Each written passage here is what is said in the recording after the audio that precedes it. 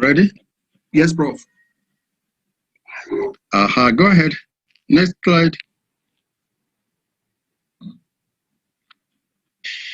Yes, ladies and gentlemen, when we hear technology, you probably expect me to go very technological this time. But the focus today, that's our last sitting, is not on what you hear people say during this new normal of remote teaching or e-learning. We're not going into the mechanics of that. And we are not advocating either that this e-learning or remote teaching will be a replacement for in-person teaching. Remember, we've been talking about mind-to-mind. What are we then focusing on?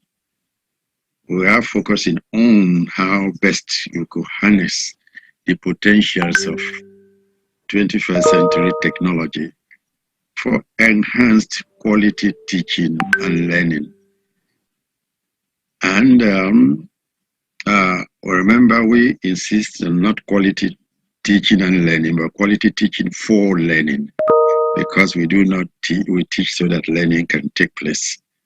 And the focus, as I said, will be how do we harness the potentials, the immense potentials of present-day technology for enhanced quality of our work at the university level. Let's go on.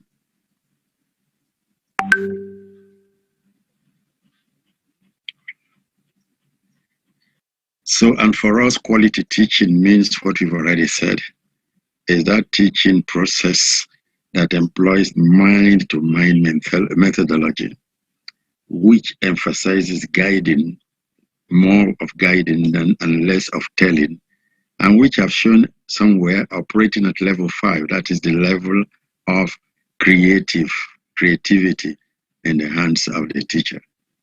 And quality learning, as we've already seen, is that deep learning that rises beyond mere adoption and goes on to adaptation and innovating on the part of the student. And it is manifested in what we called earlier evidence of successful learning, a combination of cognitive, if you like, brain knowledge, plus that must go along with life coping skills. So since life is full of challenges, what type of human beings are we teaching so that he or she could be able to cope with the challenges of life? And since going through life is a process of continuous learning, in addition to everything else, lifelong learning skills. And our ultimate goal is to satisfy the needs of larger society that is calling for life-ready graduates. Remember, we not said work-ready. We are saying you must be able to work, but you must be able also to go through life.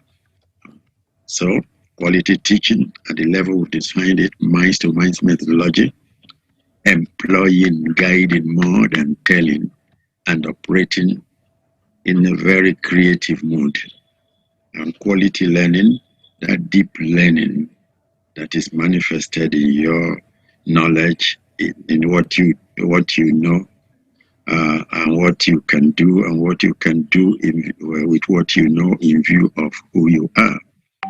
The ultimate goal of all this is that our teaching for learning should lead to the emergence of life-ready graduates, and not the graduates that people are complaining these days they cannot use, and they cannot use themselves either. First, we go ahead. So that is our focus, that we're not going to the mechanics of e-learning. So we're going to proceed in 4 interrelated steps. The first step is to glance through this new world that the world of work says it is governed by creativity and innovation.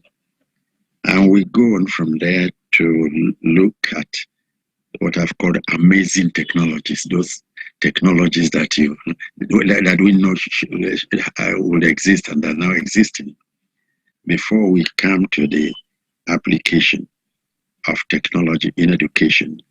And most importantly, the real concern of this meeting is how we enhance the quality of our pedagogy at the university level with the help of technology.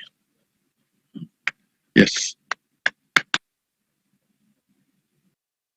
So, activity number 1 is to explore this new world of creativity and innovation. And we are going to see in the next slide that creativity has been given some attention and has been defined in so many ways. We are going to show 10 definitions, all got from the web. So the 10 are this. Let's look at it together. The tendency to generate, or even to recognize ideas, alternatives, or possibilities. In other words, people are seeing one thing in one way, and you can see it from a different angle. That is one definition of creativity. The other one is the product of imaginative, creative thinking. So you find the aeroplane was a creative innovation, or Picasso, the artist, was a creative human being. And number 3 is, again, they are related. Any act, any idea, any product that changes an existing domain or that transforms what we have already taken for granted. In other words, creativity, there are acceptable no-go areas, and you go the other way and you produce results. So it is the same thing that is repeated in so many ways. The other one says, it is nothing more than seeing and acting on new relationships, thereby bringing them to life. And the next one says, generating new ideas and concepts, making connection between what you previously know and what you now know. Let's go on, I will summarize later. The next slide shows us 4 more definitions. These are copied directly from the web. Number 6 there, the ability to find new solutions to a problem or new modes of going about it. Number 7, the act that turns new and imaginative ideas into reality. So it is 2 processes. The thinking is new, and what it produces is also new. Number 8 says the process of bringing something new into being, and it requires passion and commitment. While number 9 says seeing what everyone else has seen seeing what everyone else has seen and thinking what no one else has thought. So people have seen, let's say, the typewriter in a particular way, and somebody now says that if you give the typewriter a memory, you do something else.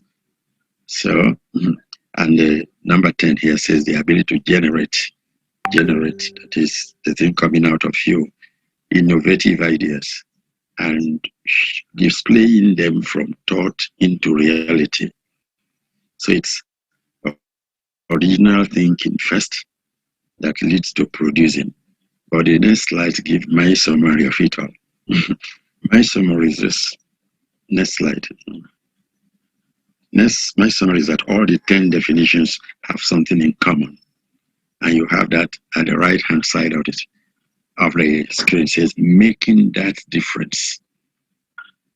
People are used to saying making a difference, but this says making that difference that is really different from every other, making that difference through novelty in the process of A, generating, and B, ideas you've got from others, but you've transformed them. So I've provided 10 definitions. So will I say a sentence that is 10 equals 1, making that difference through novelty in the process of generating, not only generating, but also using novel ideas. They are novel because you've brought them up, but can also be transformed because you've borrowed them elsewhere, but you've used them differently. So that is so far a summary of what people call creativity. Now let's go to innovation.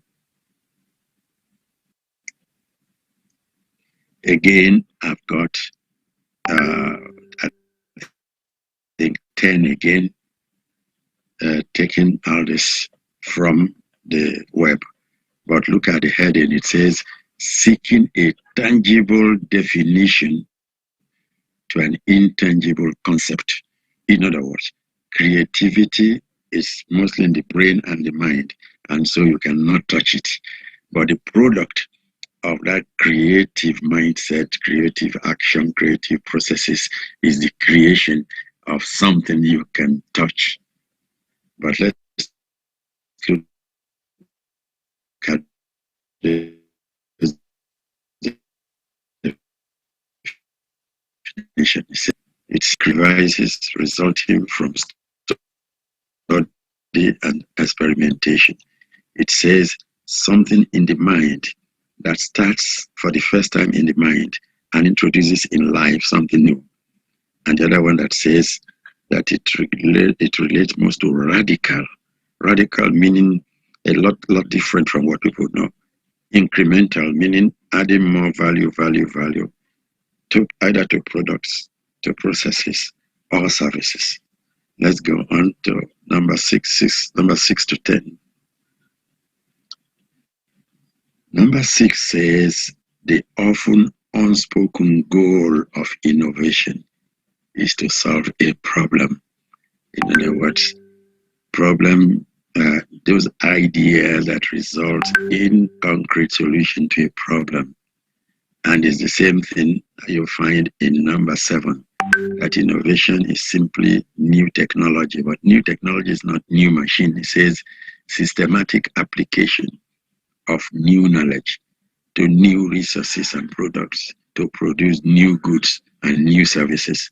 Notice that what is there is new, because since the process that led to it was that creative process in the mind and the brain, because it is creative, because it has never been used, it has never been known, it has never been used in the same way, it has never been expressed in the same way. And so when you now apply it to something concrete, it becomes an innovation. And that is expressed better in our 8th definition. A creative idea getting implemented or realized successfully is innovation. So innovation is the result of a creative idea when you implement it. And number 9 says, the practical translation of ideas into new or improved products, services, processes, systems, social interactions. In other words, the ideas are at the level of creativity. The product of the idea that is novel and all that is the innovation. And look at the last one here. It says innovation means venturing away from familiar ground into uncharted territory. When people say, let's think outside the box, they are saying, under normal conditions, people behave this way. Can we do it differently? That is the creativity. And because we've done it differently, the result that tells us in the face is the innovation. Like I did before, these 10 innovation definitions copied from the web, I have summarized in a short paragraph, as we see in the next slide. And that next slide says all the 10 have something in common. What do they have in common? It is the same sentence as split into 3 for easy comprehension. Novel and value-adding processes, products, services resulting from creative thinking. And look at that in brackets, the tangible end product of creativity. This was said earlier. Creativity, you can talk as the process, but this process is innovative, it is creative. It's a novelty in various forms. It is never been done that way before. and the tangible, that is intangible because it's going on in the mind. But when the result comes, it is more or less tangible. So the tangible end product of creativity is innovation. You can question that, but it's my summary of all the 10 definitions we've had. Yeah, I will now go on to the next activity. This next activity is to highlight on emerging technologies. Remember that in the beginning we said we're involved in the fourth industrial revolution, and these revolutions have been animated by technology. And the third industrial revolution with the computer and the internet, I said, is becoming a world of everything, e-commerce. If I go around 100 of you looking at me this time, I will get a different version of from e-commerce to e-marketing to e-sourcing to e-buying to everything. But now we're going into this fourth industrial revolution where technology has become so dominant on our lives and the way we do things, the way even we think, the way we work, that I call it the world of everywhere. So we're going to see a highlight of the wonders that have happened in this world of new everywhere. The list is not exhaustive. It's just highlighting a few of them, the impact of which we're already seeing. Let's see them in the next slide. Yeah. Before we go on, what exactly is technology? And I invite all of you to look at it seriously, because in the ordinary parlance, we tend to equate technology with the machine. The machine could be a product of it, but there are other things. So the scientific definition of technology is what you have on the screen. It is the methods, the systems, now the devices. See that it didn't start with the devices that are the result of scientific knowledge. So scientific knowledge is at the basis of it all. But the product is being used for practical purposes, helping us, that is humans, our initiatives in various directions, whether we're driving a car or operating what we're doing now. Technology, the method systems, and the devices, as governed by no result of scientific knowledge, is being put into practical use for us in all directions. And when we talk about industrial revolutions that have propelled human progress over the ages, it is technology that has made that difference. That is the prime mover of the revolutions. So, but in the next, let's just see a few of this in the next slide, because they become so now. Remember, I said we're moving from everything to everywhere. That world of everywhere is in the literature called the fourth industrial revolution and represented as 4IR, as you see in the slide. So as I was just saying, while today's world is characterized by everything, e-commerce, e-banking, even e-dating and e-marriages, the emerging world, the fourth industrial revolution, will be characterized by everywhere. Today's what we call now digital revolution, we're able to use computer for this. The thing is being pushed forward. And what is pushing it is artificial intelligence. You will see it as AI, capital A, capital I. And what does it really mean? It is all those digitally propelled things. your remote control, your car key, your car push button, your lift accelerator push button, your computer and the rest are now being propelled to perform, highly, or we say, more intelligent roles. You can push a button, but now when the button begins to push itself in the direction in which you want it, so the functions of what you might call machines, guided by artificial intelligence, the functions are now going from just repetitive to more cognitive, that is more brain work and more complex. So the fourth industrial revolution is evolving, but what is matters is that it's going so fast as an exponential rate. It is not a linear 1, 1, 2, 3. It's as 1, 2, 3, 4 go together and jump.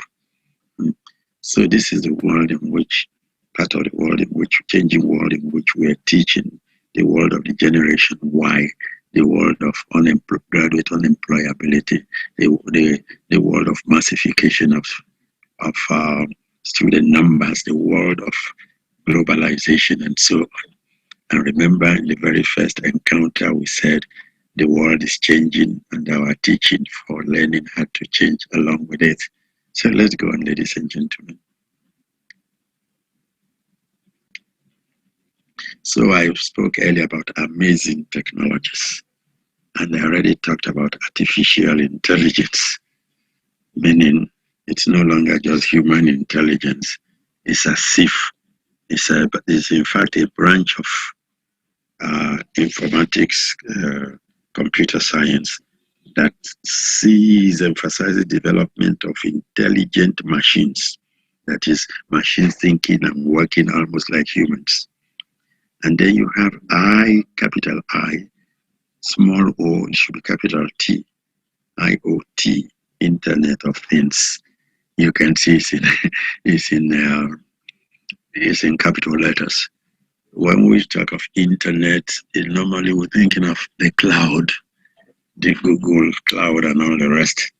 But Internet of Things relate to internet connectivity, internet-related activity, being part of most everything we see. In other words, you take all the things in the world, whether machine or buildings and so on, and they become connectable to the internet. They all sound impossible, but they are possible and they're taking place. Then you have space colonization. We're familiar of space exploration, space travels. Many of us are also familiar with how our continent in Africa became colonized, partly by the British, partly by the Portuguese, partly by the French, the Spaniard, and so on. So it means that people from outside came to sit tight here. It's beginning to where the likelihood of some nations of the world going to outer space and occupying part of it is very staring us in the face. So that's what space colonization means. 3D printing, it should be capital D, and it's three-dimensional printing. We are all familiar with the flat shapes of our papers. So that is what we're used to. We can sometimes print back and front. That's three-dimensional printing is carrying the step forward by which all sorts of complex shapes can now be printed. It is even being said that you can virtually make a vehicle through printing. And some of you have had credit cards and all that, debit card printed right before you in your banks. You will see evidence of this. You fill a form, somebody's working on a computer, and you get a plastic card with your signature on it. So these are all applications of three-dimensional printing. three dimension, three capital D. And then robotics, we're all familiar with robots. And in Southern Africa, the traffic light is called a robot.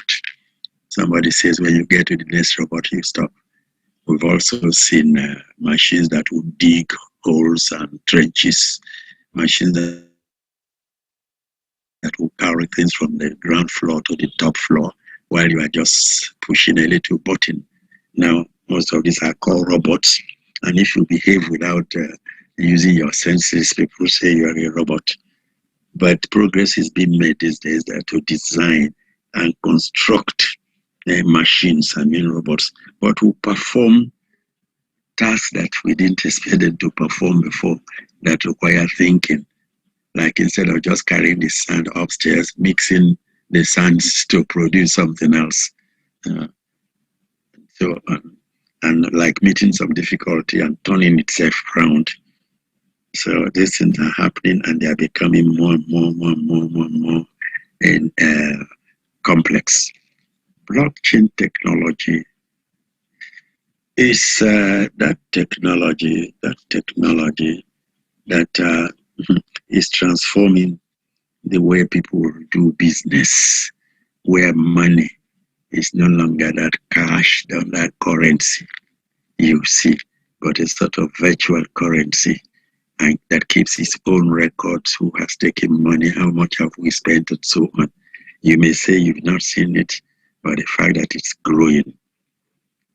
And autonomous vehicles, that's when I feel more at home explaining, because I grew up in an age where you had to wind the vehicle. That is, somebody stands in front and holds an iron thing and pushes it until some noise is made. Then came a time when you now have to use a key, your key like a lock. You open and the sound is heard. Now we've got to a stage where you open, but you don't operate with that key anymore. You push and the thing goes the way it wants to go. And if you're in an aeroplane, the driver doesn't have to turn the wheels left and right. Pushing that button will determine how far it goes up, how it turns, where it lands, and so on. But the autonomous vehicle, you can understand by the word autonomy. It's already there. It's already there, but we're not seeing it all the time, but they are coming. And when they come, don't be surprised. When they come, don't be surprised. So, the technology there is that this is autonomous, in other words, self-driven vehicles. If it is driven, it means it will keep to the left or the right, the west side. It will park in the right places. It will stay as long as it's determined to stay, and it will continue. The control may be from far away. And you have this renewable energy that we'll probably see every day without recognizing. Today, plastic waste is everywhere. And you hear people converting waste to wealth. Now, renewable, in search for renewable energy, clean energy, people are now experimenting on using what you might call waste and all the rest to get energy going in a renewable sense, so that you control climate change. So the summary is this. This world of E everywhere is a development from E everything. That is from the third to the fourth industrial revolution. Whether we live in Africa, in any remote part of the world, we become part of it, because the rules of globalization means that you are roped in to whatever is happening.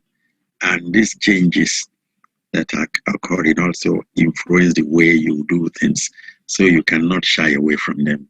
My plea is that you take this one by one and go through your web search to understand them fully.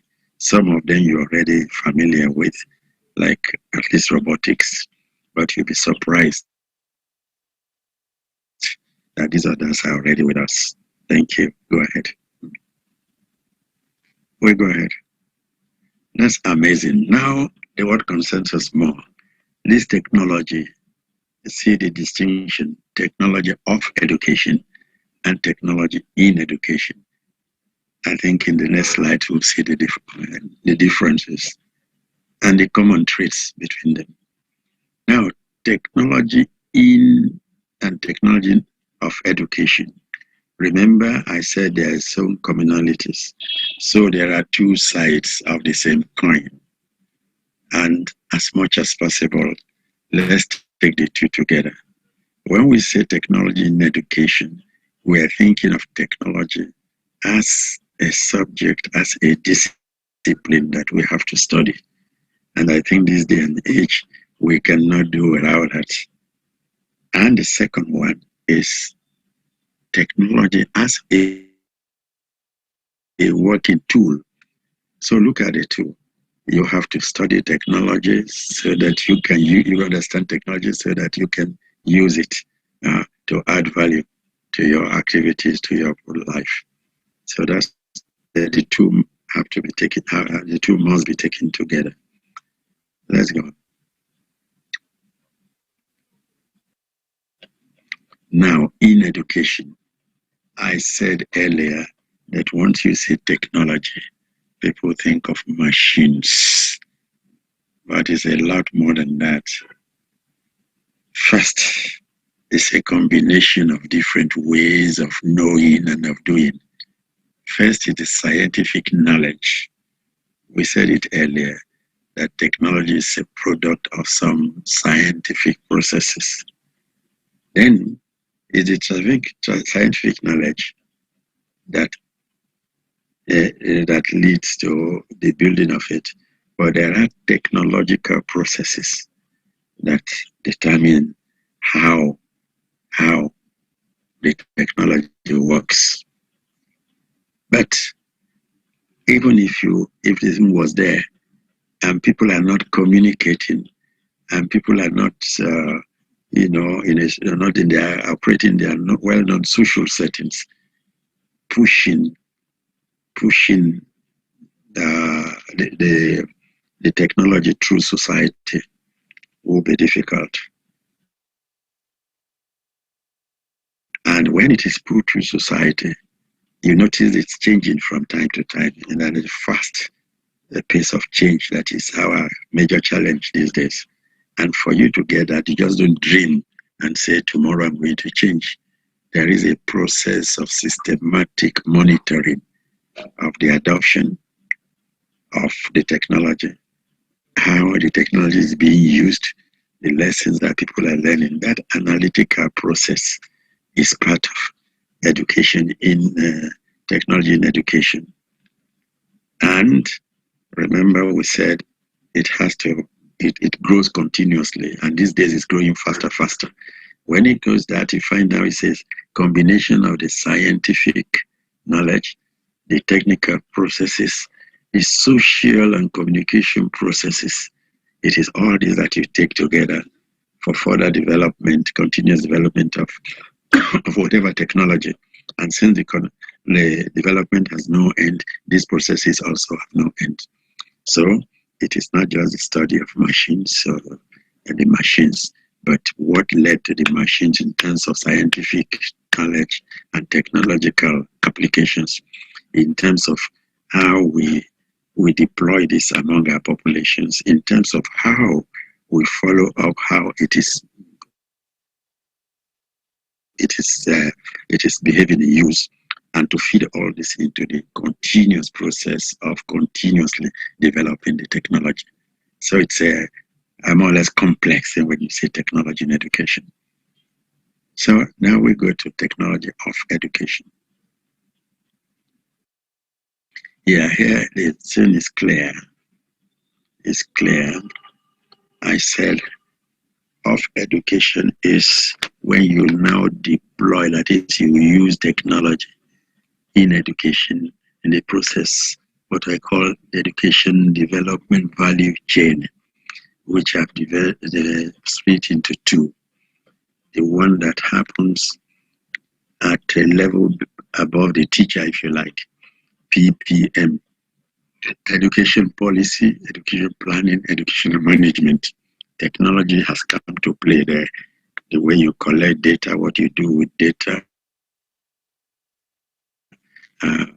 simulation games you play, all that, and the management procedures. Technology is underlying them these days. And what concerns us most is CTL, curriculum, teaching, learning. And we're going to go on to see how, in our teaching and learning in particular at the university level, how technology can be used for enhanced quality.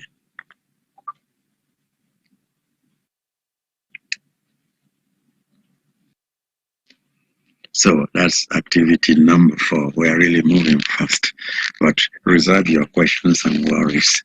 This is an idea loaded model, and I know that your questions will be streaming out in large numbers.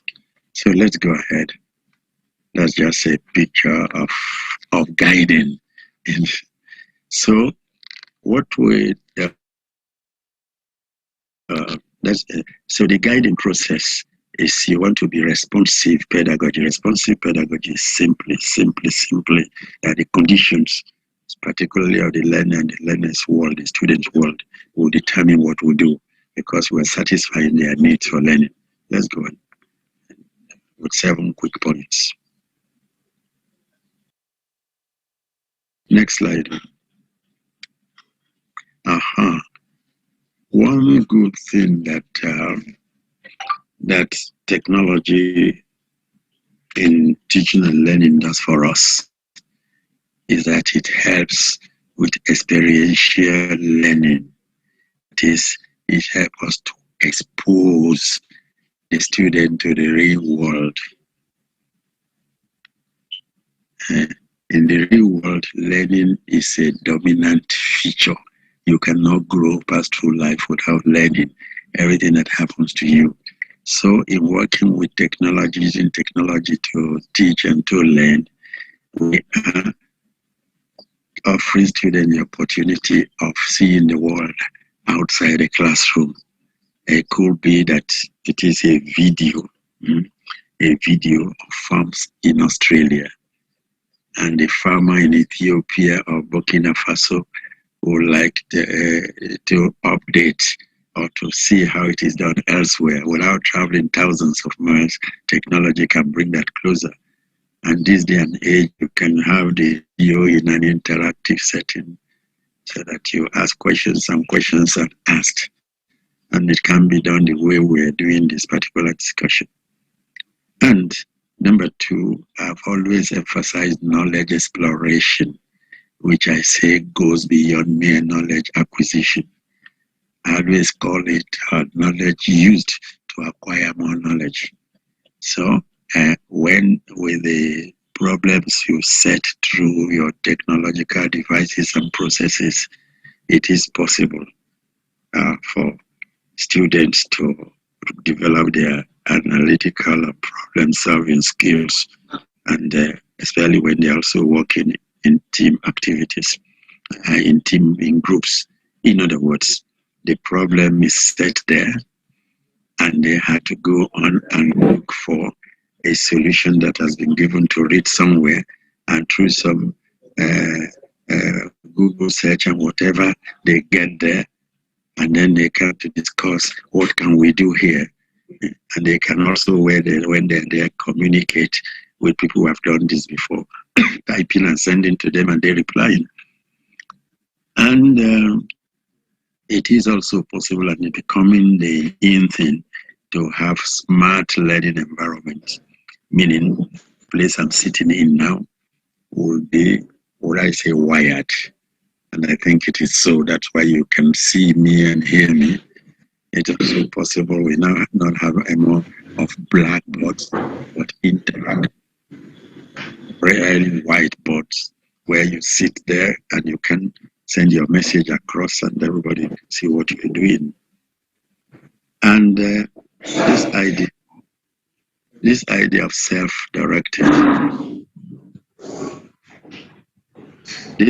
self-directed learning activities that is with the ICT and other things in front of the student, you can get students to say, now we want to see how this is done through this, and go onto your internet platform and do something. And in life, this type of activity, the self-directed learning helps.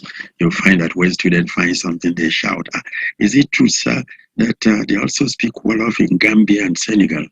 Because he's been through, he probably knows about Senegal, and now searching Gambia, and it's the Wolof language, how he shouts Jamarek, so to speak. So self-directed learning leads to discovery most of the time. Let's see the other possibilities. Yes. One thing that young people have done well about using ICT platforms is this question of entrepreneurship development. We talked about unemployability. Everywhere you go these days, you hear the young ones getting startups. It could be that it is a maize or corn season in your place. Not everybody in the city could go to get fresh corn, but the boys and girls working together could set up a platform through which anybody needing fresh corn will order. And in so minutes, this will be delivered on their doors. And they are paying not cash with their bank cards and so on. And that becomes a business. But it's the problem with the startup. The reason with the startup is not that it installs you as a business person, but it creates a business mindset in you. And practical activities, even typing, emailing, and how to develop your own website. And in most cases, because you are doing something else, you have to know this. And the more you learn, the more you become proficient. And the most important thing anyways, like it's happening to me, these technologies are everywhere, but have I got them?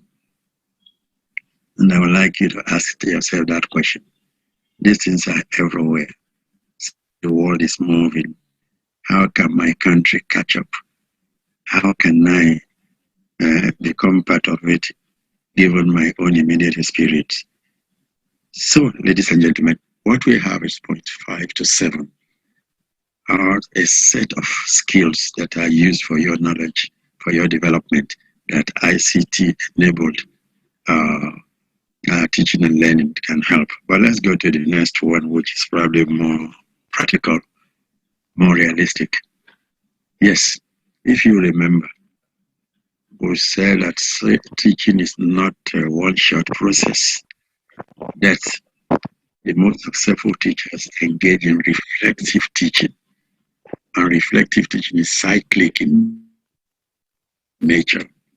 You have the pre-teaching phase where you say, well, I'm going to teach John Latin. How much of John I know? How much of Latin do I know? And how do I ensure that the procedures I take later in the lecture room will ensure that John masters Latin and gets more interested in Latin. So the pre-teaching phase, and you have the teaching phase, that is the student encounter, that is student engagement. And there is no teach and go mentality. There is no the lesson has ended procedure. It is the bell has gone, but my work still remains. That is the end of this period for me, the student, but I have to carry this beyond the lecture room. I have to keep thinking about it because there's no break in learning. It's a flow. And that's from there that we go on to think what we've learned from that experience and how to enrich the next process. So the next, you'll see some suggestions on what technology can do to us, the teachers and the learners, at each of these three phases. Let's go ahead.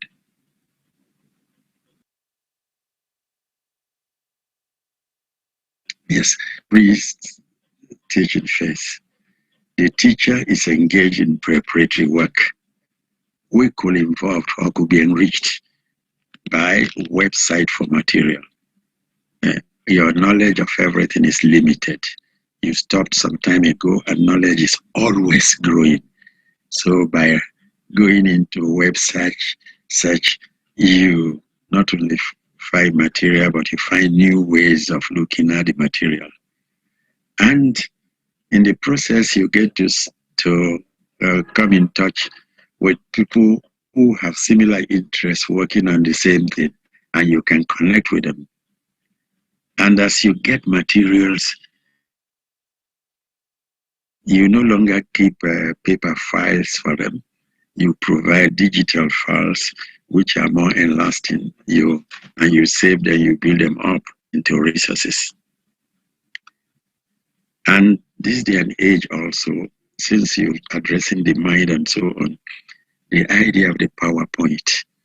And the PowerPoint, let's get it clear, it is not just a digital version of what you've printed on paper.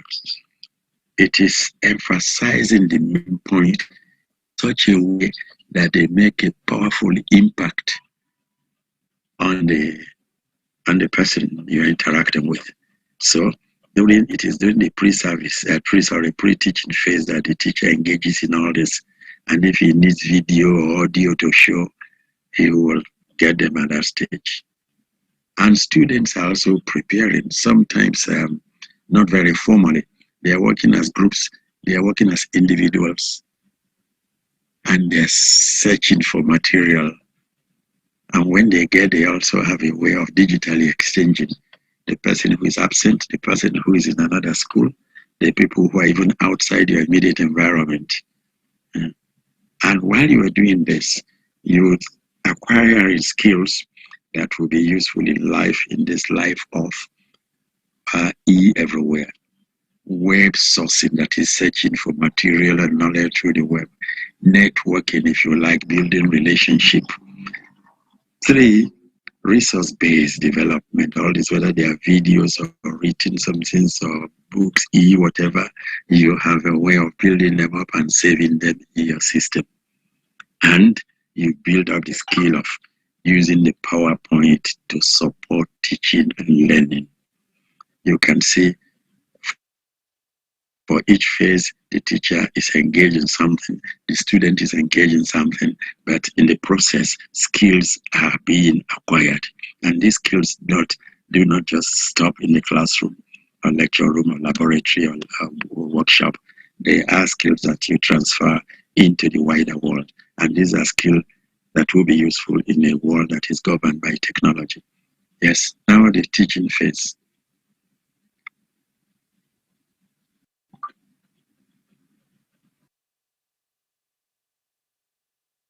In the teaching phase,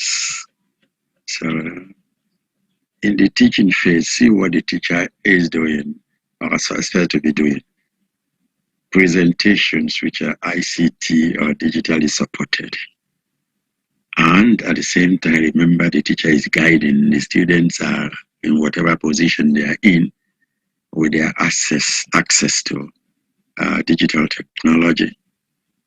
It guides them through how they can source, how they can share, how they can communicate, how they can discuss, and how to link up with the world out there, which we call the social laboratory.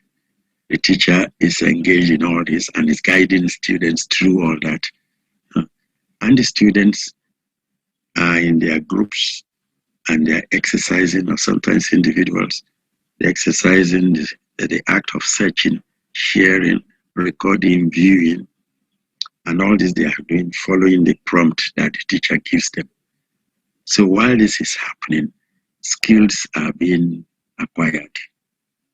The teacher grows stronger in leading student engagement. The students learn the basic digital skills, the typing, the emailing we've said before. They learn attention to details, the time they are guiding, they are sharing, they are sourcing.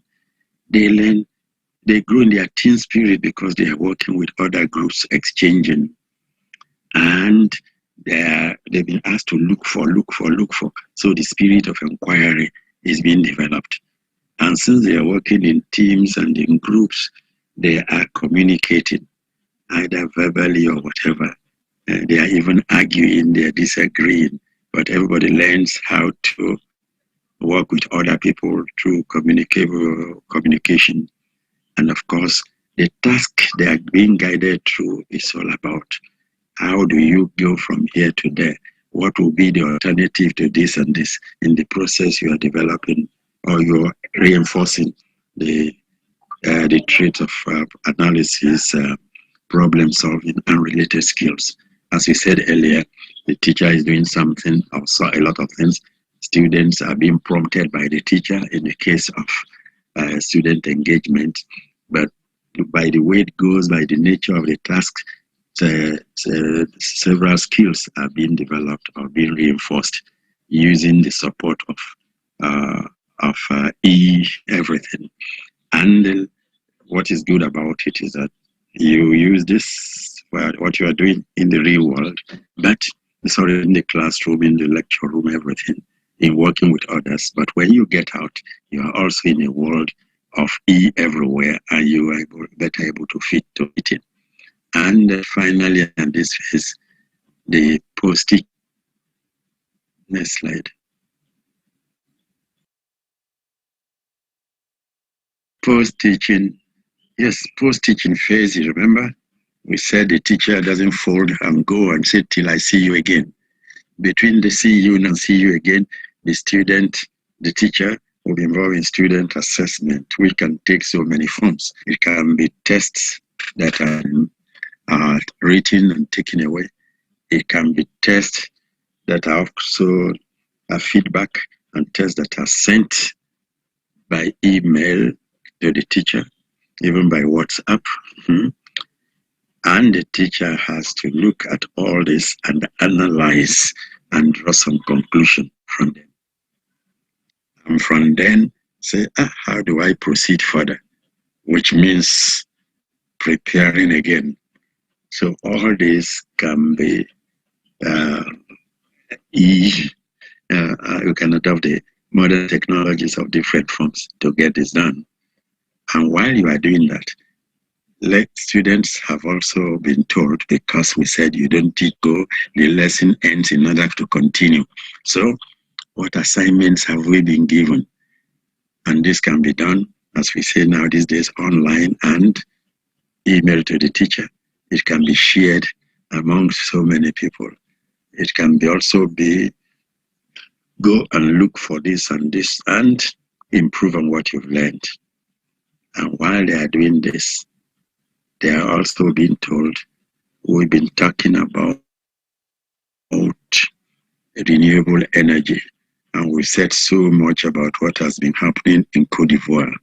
Can you go along and find out what has been happening in neighboring Ghana? And you can see, while you are doing that, again, they are reinforcing those basic skills of typing and emailing, but they are also learning what you call research, because you said make more inquiries. And because they are looking, seeking things here and making notes, they're improving on their skills of taking notes and summarizing what has been happening. But the most important thing is that whatever we learned, we have prayed in the world outside the classroom, outside the university, what I call the social laboratory. And in getting all this done, they are also reinforcing the skill of looking for knowledge or following up knowledge or sharing knowledge beyond the confines of even the classroom, the teacher, and so on. So, what the point is simple. Teaching is this cyclic process.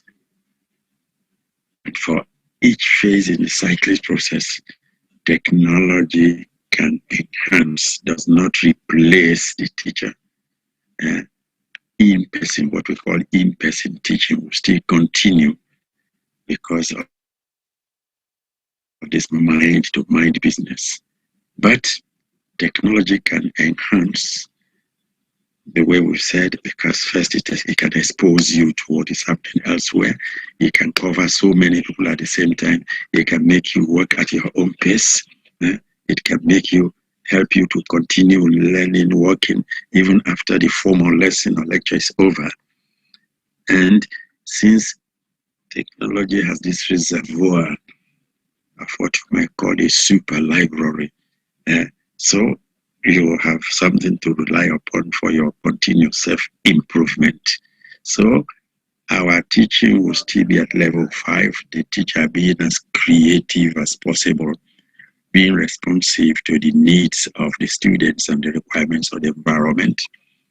The teacher will still minimize talking in favor of guiding and in organizing students and in prompting them to apply technology to this and that and that. They even strengthening the capacity for guiding. By providing feedback mechanisms, we can be emailed and all that to the students. You are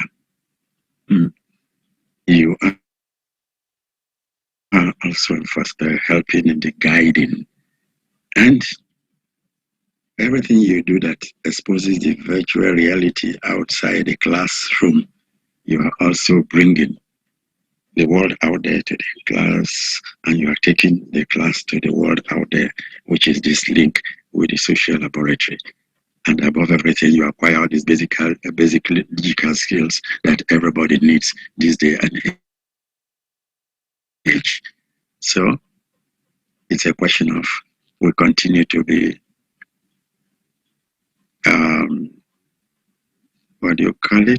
quality teachers, but we promote quality learning all the time, but we reinforce our capacity, deploying technology as much as possible. Yes, we can go. Yes, we are steadily coming to a close. And I would like this to, when we meet, and I'm there, you are there, for us to devote considerable attention to what you have on this slide. There will be anything, nothing will be too much, but there can be too little. So make sure you try to question, I didn't say digest, question everything that has been said. And let's come up with comments, contributions, issues that concerns that bother you, worries, and suggestions.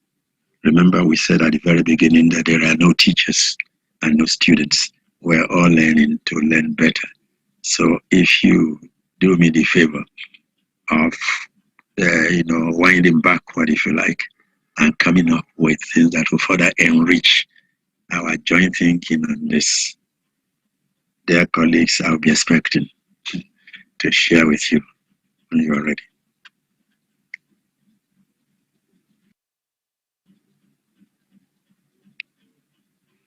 And if I'm to summarize, I will say that we've noted that our emphasis has been on quality teaching for quality learning at the university level. And quality teaching for quality learning is that which transforms the student. Remember, we have said teaching is not simply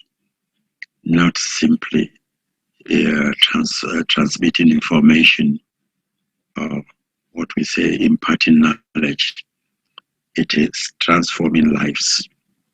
And so we need to arise beyond, that's the message, beyond telling to guiding, and promote mind-to-mind engagement with students.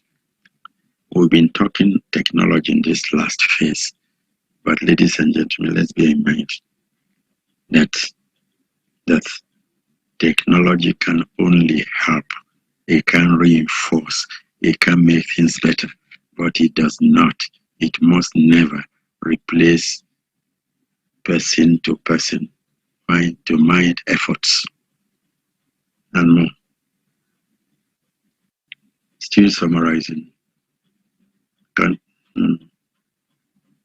Now, from the discussions we've had so far, there is need for systematic pedagogical skills development. It has to become a must-do for all African universities and university systems. In your discussions, you've called this by different names. The important thing is to go first from the ad hoc to the systematic. And it says skills development, meaning throughout the career, at every phase of the academic career, there are distinct pedagogical roles that we have to play, and we must go on acquiring and improving on these skills. Related to that is that our teaching, your ability, your teaching competence, your research productivity, your everything else in judging whether you are recruited or not, whether you are confirmed or not, whether you are progressing or not, whether you are sacked or retained. We should take teaching competence, teaching performance, giving it a heavy weight in whatever we do. Because, as I said at the beginning, academic excellence implies that you will not only be a consummate researcher, you also be a creative teacher, in addition to being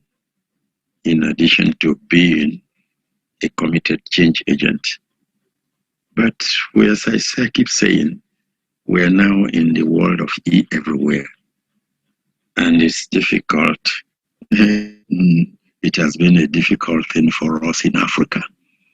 So our governments and our institutions, if they don't want us to remain on the periphery of today's global community, must get us firmly in line, meaning getting all the things, bandwidth, machinery, all that make everywhere possible.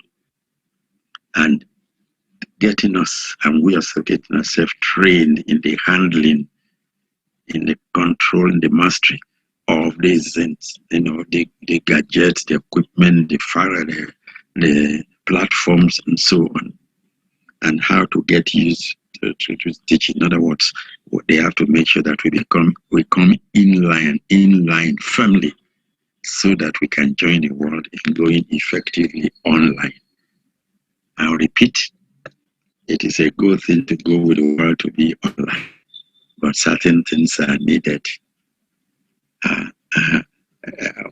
Both equipment and other things that go with them, which goes beyond the powers of the ordinary single teachers unions, but to those of our institutions, above that to governments, to make sure that we come in line, so that, as they say, new normal and all that, everybody goes online, we can also go online.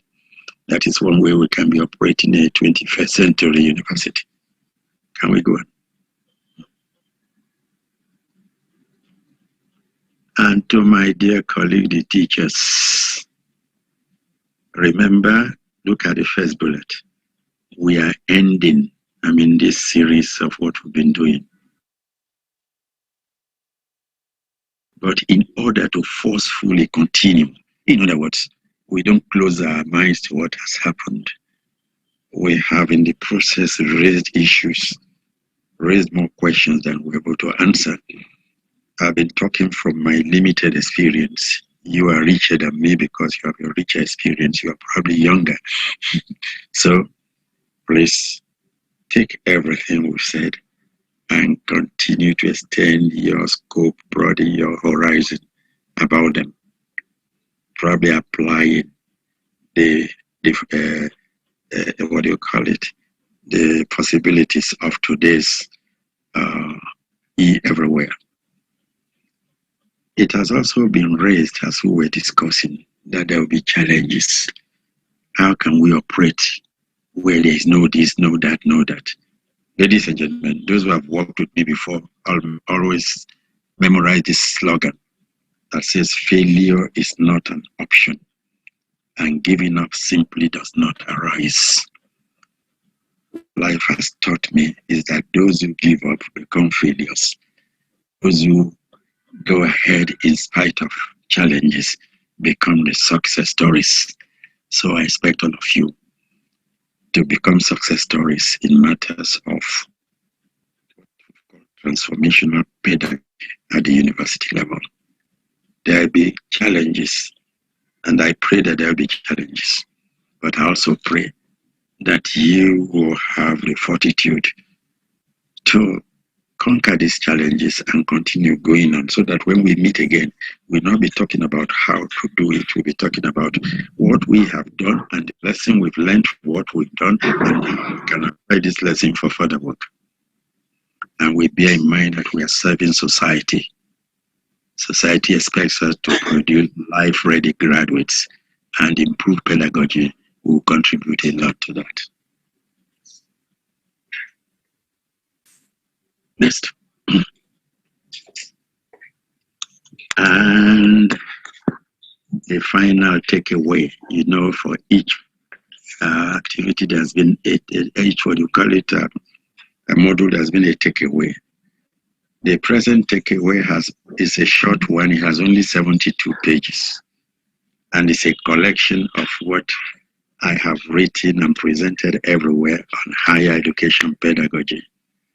Again, please, when you read it, it will be emailed to you by AAU. Read it, tear it to pieces, so that your own book on it can emerge.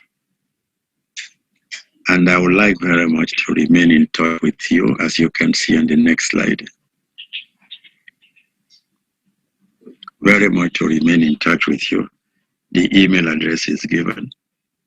For me, it's been a very fruitful learning experience. And what do? I thank you all for this wonderful experience. Thank you, thank you, thank you. Asanteni sana.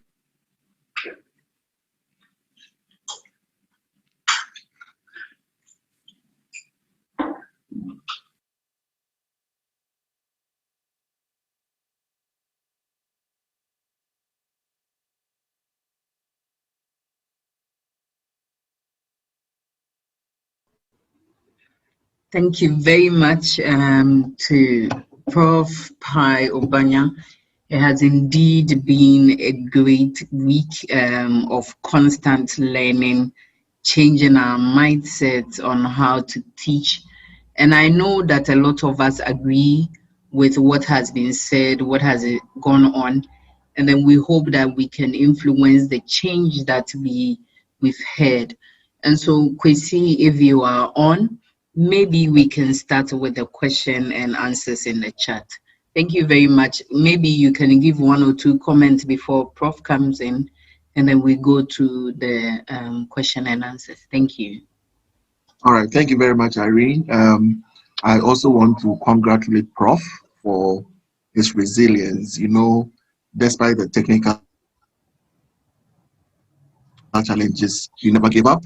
He always work together with us to find amicable solution to each problem, and we appreciate that very, very well. And also to our participants, they've been amazing. They never gave up on us, but we've all stayed through to the end of this module. So we'll go straight. Irene, perhaps maybe you go ahead and then lead us with the Q&A sessions in the chat, and then we'll enable microphones for others who would want to speak via their device. Thank you.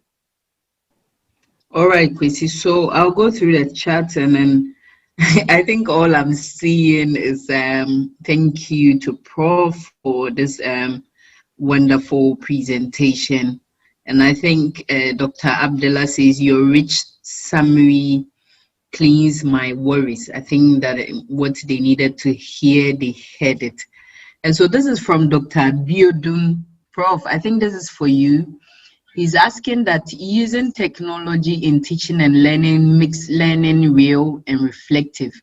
Next Generation Science Standard of National Science Teachers Association, NSTA 2029 and 2020. What strategies can be adapted or adopted to enhance efficient utilization of technology in the third world countries where electricity and network that prevails? Prof, this is for you, I think.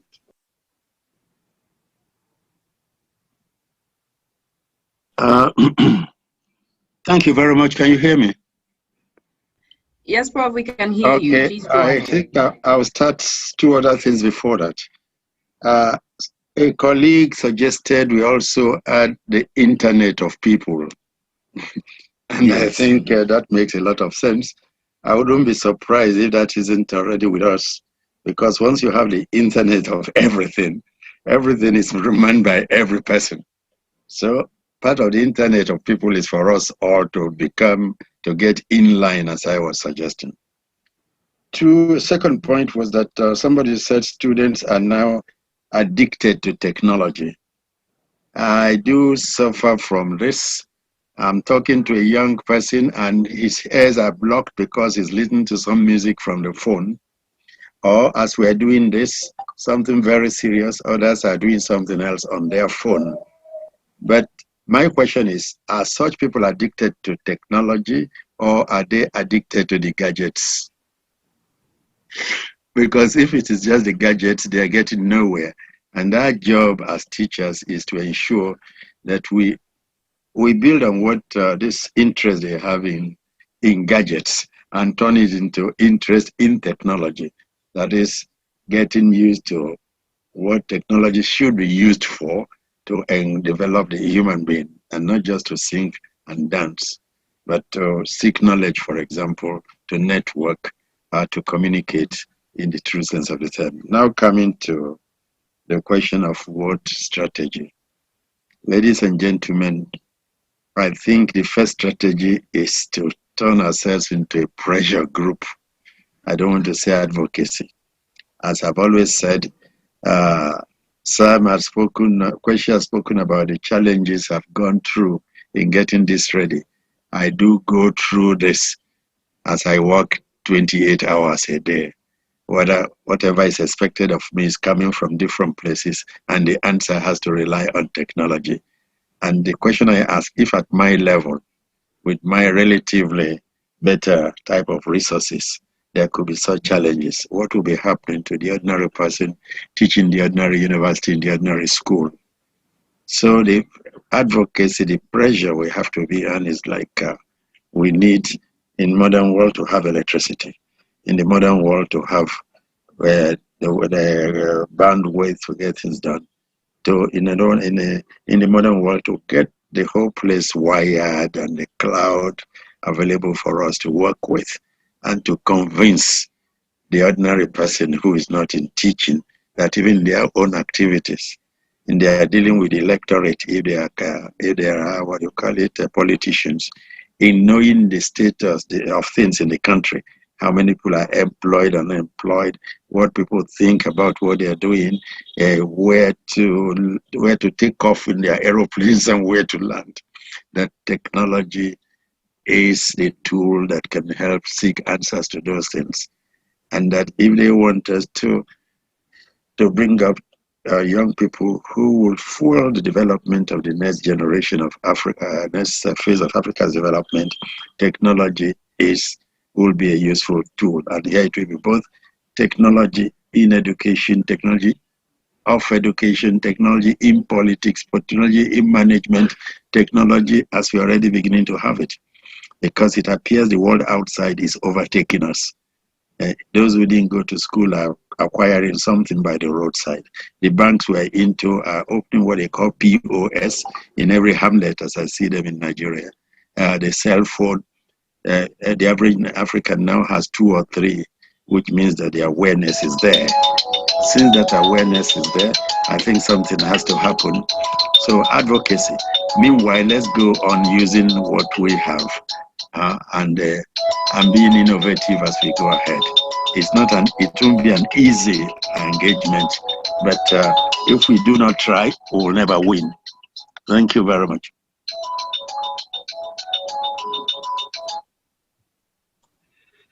Thank you, Prof. Yeah, still in the chat. we have a lot of people saying thank you, Prof, for this brainstorming sessions. It has indeed. How do I say thank you in Fanti now? Medasi. Medawasi. Medawasi. Medawasi. We used to sing it in the teachers' union. Right.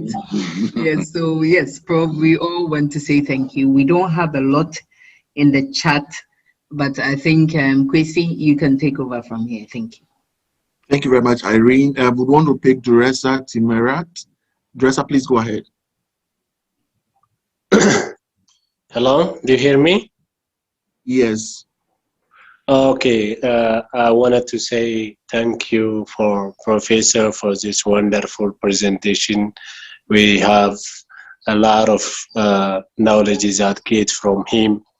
Really, I'm very glad to be your partner also in the future also if such kinds of academic building knowledge were available. Thank you for this, Professor and Dr. Israeli.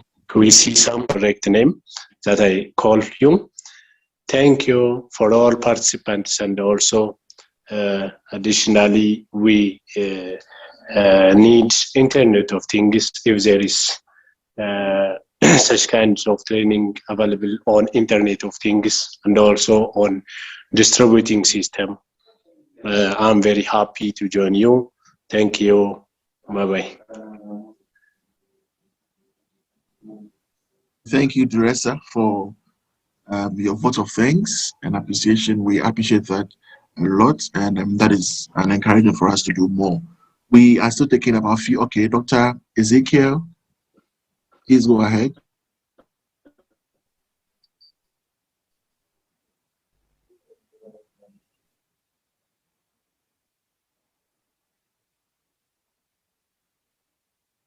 Dr. Biodun, please go ahead.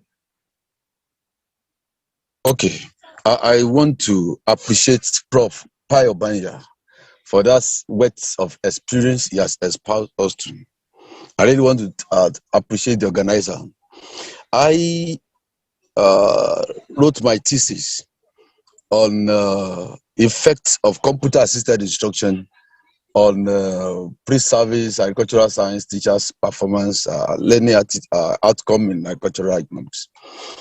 In the cruise of carrying out the experimentation, I went to some colleges of education in Southwest Nigeria. My on-site experience, exposure, confirmed everything Prof has said.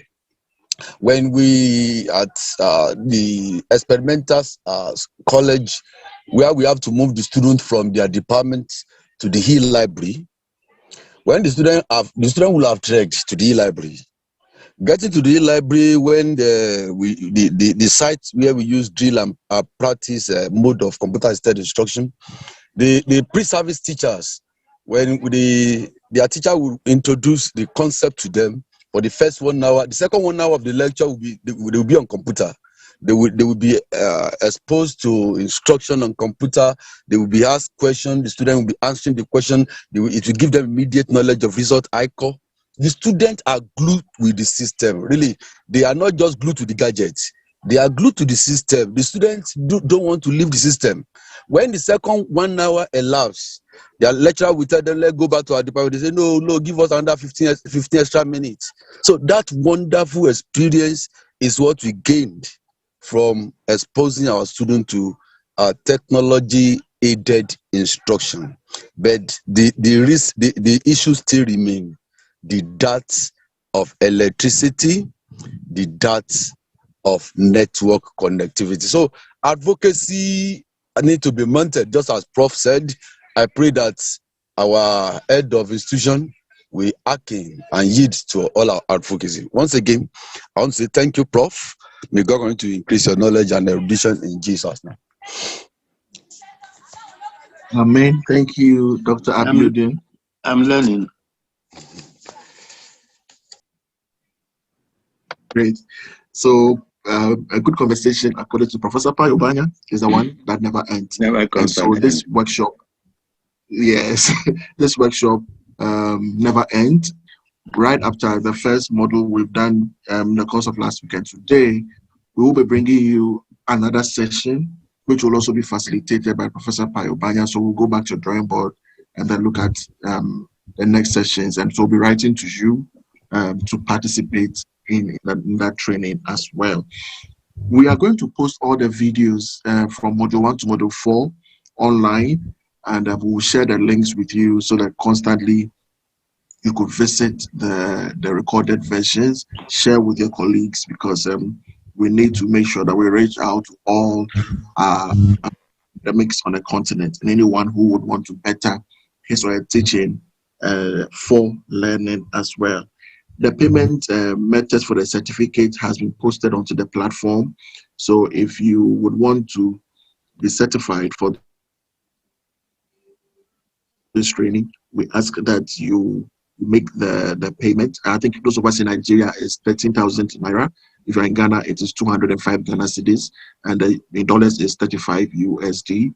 The payment modalities are there. Please check and then let us know. If you have any further question, please write to myself and Irene, and we will sort you out as well. We will be bringing you the research methods class during the second week in May.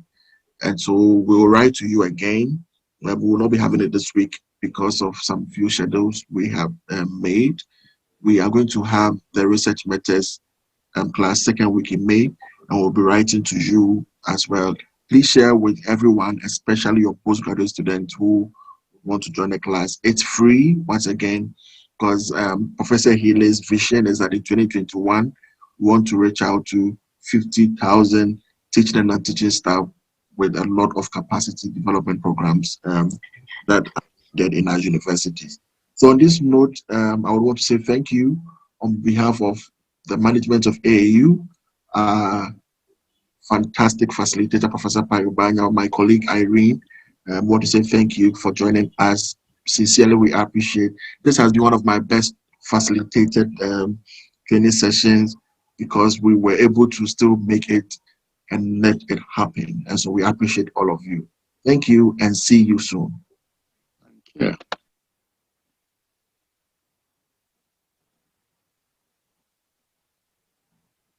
Irene, do you have anything to add? Did I leave anything out?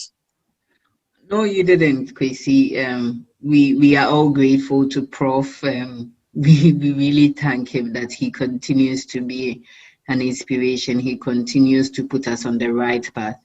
And these are some of the people we need to push the change that we are always advocating for.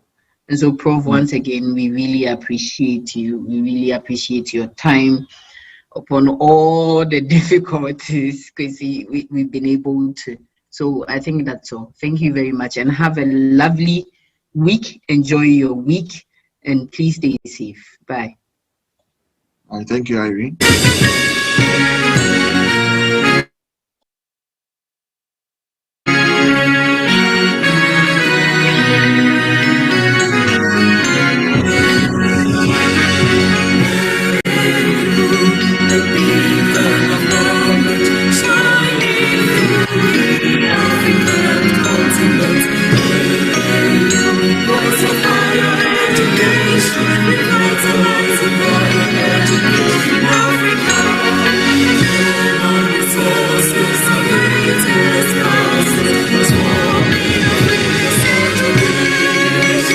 We aspire